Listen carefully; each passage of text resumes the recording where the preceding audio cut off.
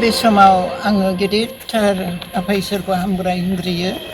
गोदोनि जोंनि लोगोसे मावलायबोनाय आंनि दरखंनिफ्रायनो हारिनि थाखाय मावबोनाय बिबोनां गिलबार्टजों लोगोसेनो लोगोमोन मानगोनां दा हाग्रामा महिलारि जोंनि बिटिसि चिफ जाबाय। हाजार हाजार दावहानि गेजेरजों सिरिखिबोनाय बियो सासे जों मानगोनां चिफ जाबाय। बे बैसोसिमाव आं हाजासे हामबाय होनदों। बिदाखौ जोबोद मानियोमोन मानगोनां बिशप नित्यानन्द बरगयारी आंनि न'खरखौ बिदा फंबाय असे थालायोमोन बिसोरो।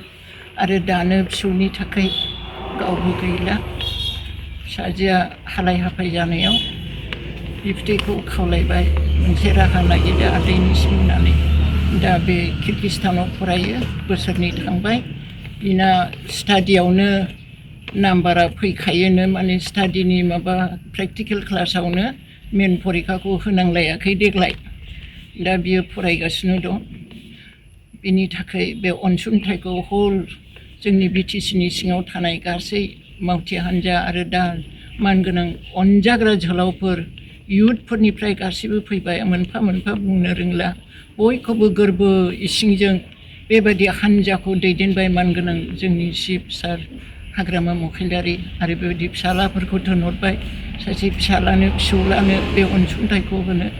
गोसो गोरबोजों आङो गोरबो इसिंजों एलरुवा बसुमतारीनि बिबै जानानै बिनि बिमा आंनि फिसाजो बिजामादै डक्टर संग्राम बिनि जानानै आरो जोंनि अनजाग्रा आंनि बिबोनां गिलबार्ट बरगयारीनि जानानै आं दिनै मानगोनां जोंनि बिटिसिनि सार हाग्रामा महिलारिखौ गोसो गोरबोजों हामबायनो। गावबो फुराना मावग्रा होननानै मानियो।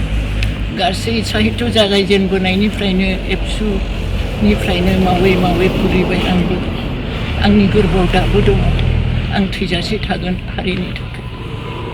बिनि थाखाय आं दिनै बे समाव गोसो गोरबोजों हामबाय होनदों आरो हादोर सिबिग्रा साफ्रोमखौबो गोसो गोरबोजों जिउयै माहामै हाथा हामा मान अपमान सहायनानै हादोरखौ हारिखौ दैदेननो ओंखारबोनाय गासै मावथि हान्जा जोंनि मानगोनां बिटिसिनि चिफ महिलारिजों लोगोसे आं गोरबो इसिंजों सिबिनानै मान होदों आरो बे अनसुंथाइखौ आं गोरबो इसिंजों नाजावबाय।